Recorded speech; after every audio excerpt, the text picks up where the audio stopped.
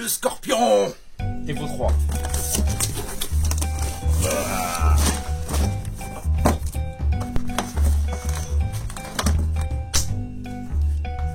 Oh yeah. Bon, nouveau garde-main, ça n'a plus rien à voir avec l'ancien. Un AEG made in Denmark. Assez exceptionnel. Bon ben voilà, témoin de fin de chargeur avec le MOSFET ASCU. Arrêtoir de culasse. Fonctionnel. Coup par coup, rafale de 3, rafale unité. La crosse repliable. On peut changer le ressort comme on veut. Non, si, c'est mignon. Maintenant, il va falloir le faire tourner un petit peu, quoi. Et en plus, il y a des chargeurs. Alors, il n'y a que des mid-cap, par contre. Et ils feront que des mid-cap pour. Coupleur de chargeur.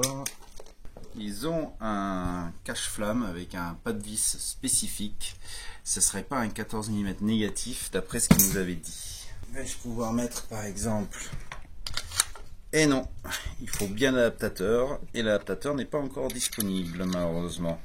Le vrai silencieux aussi devrait arriver.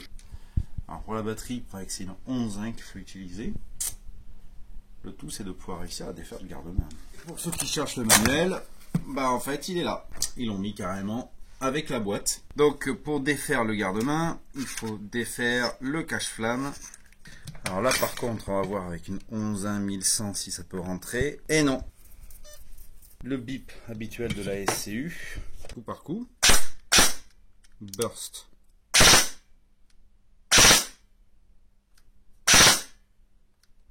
Burst appuie même une fraction de seconde et ça fait la rafale de 3. Alors attention au moment où vous démontez le garde-main, parce qu'il y a ce petit ressort avec le levier d'armement qui se défait, qui tombe très facilement. Alors petite technique, si jamais vous le paumez, utilisez la réplique, il y a le moteur qui est super aimanté, vous pourrez toujours le récupérer si jamais vous le faites tomber par terre. L'avantage c'est que c'est ambidextre, c'est-à-dire que on peut le passer pour avoir le levier d'armement à gauche ou à droite. En ce qui concerne la batterie, donc ça va être un modèle 3 éléments. Là on va partir sur un gunpower de 1100 mA en 3 éléments. Donc la technique donnée est, on vient insérer 2 éléments ici dedans, on vient connecter. Attention, n'oubliez pas, on ne doit pas laisser connecter, c'est un système ASCU, donc ça continue à consommer suffisamment pour vous bousiller une batterie sur une journée. Ça c'est important à noter. Trop de monde se sont fait avoir jusqu'à maintenant avec les ASCU à cramer leur lipo, parce qu'il n'y a pas vraiment de sécurité contre la surdécharge d'une lipo. On vérifie rapidement que rien ne soit dans le chemin. Alors attention, ça peut demander beaucoup d'habitude. Il faut souvent venir ajuster à l'avant, que le canon soit bien dans les encoches et qu'aucun fil ne soit dans le chemin. Alors attention, vous faites bien sûr ça sans rien d'engagé en termes de chargeur. Alors pour le montage, c'est vraiment très juste. Tout rentre au poil de cul près. Vérifiez toujours que vous n'ayez pas de billes dans le canon. Et de préférence, si vous avez un doute, portez des lunettes. Donc vérifiez à tout prix que le système ne soit pas dans le chemin. N'oubliez pas, ça a été fait que pour tourner avec de la lipo en 11,1 volts.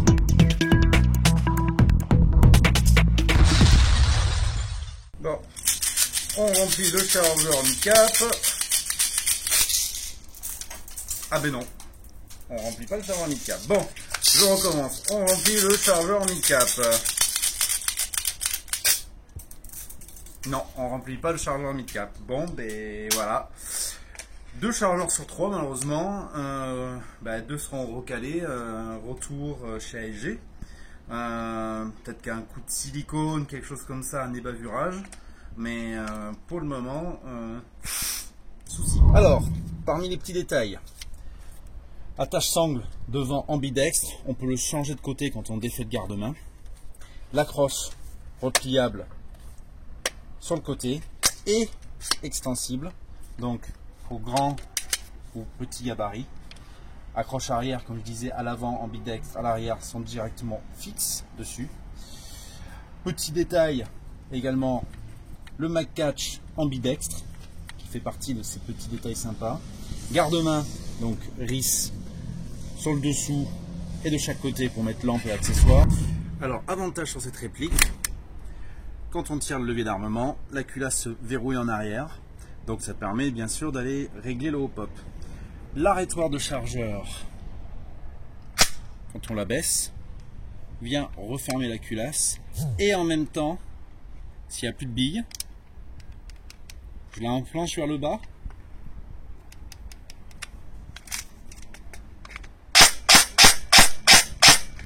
Ça refonctionne.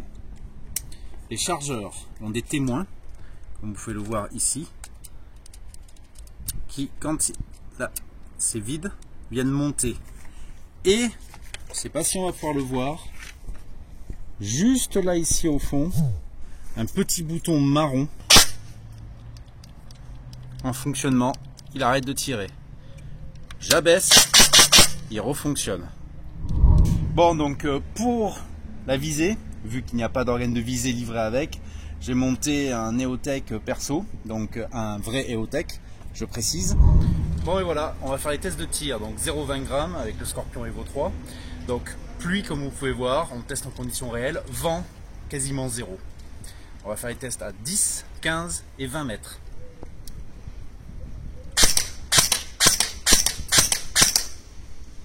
Test à 15 mètres, maintenant je vais viser le centre du corps, là où il y a le pistolet. Bon, maintenant 20 mètres, je vise la tête de la cible police.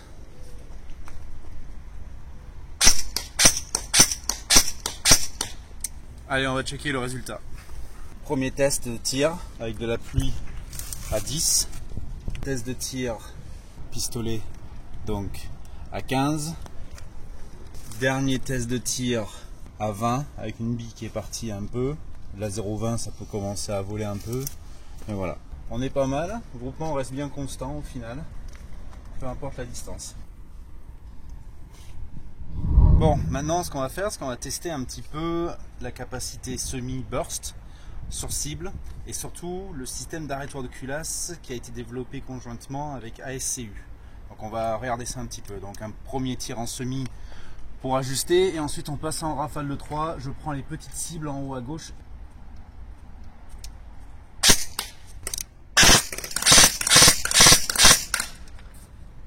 Coup de bille.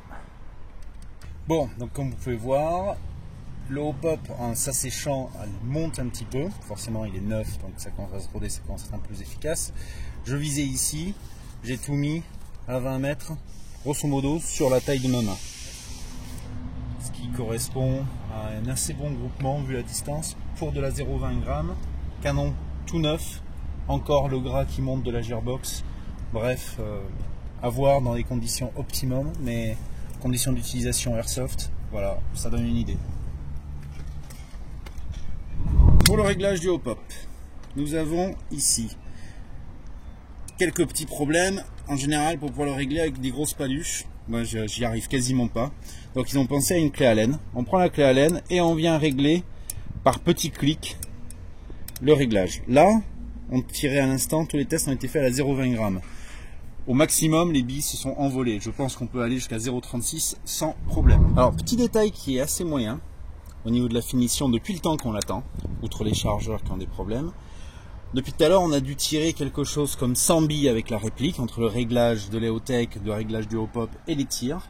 Et comme vous pouvez voir, juste en faisant nos tests, ici, la peinture commence à s'en aller. Alors, certes, ça va faire une petite patine plus réelle, mais pour quelque chose de cette valeur, je trouve ça un petit peu moyen qu'ils aient pas mis une finition de meilleure qualité. Si on défait l'EOTech, on va s'apercevoir bien sûr que en absence d'organe de visée, il y a quand même un tunnel, on va dire, de tir. Alors, utilisable à voir, pensez soit à du backup iron sight, soit à un red dot, parce que autrement, c'est un petit peu inutilisable.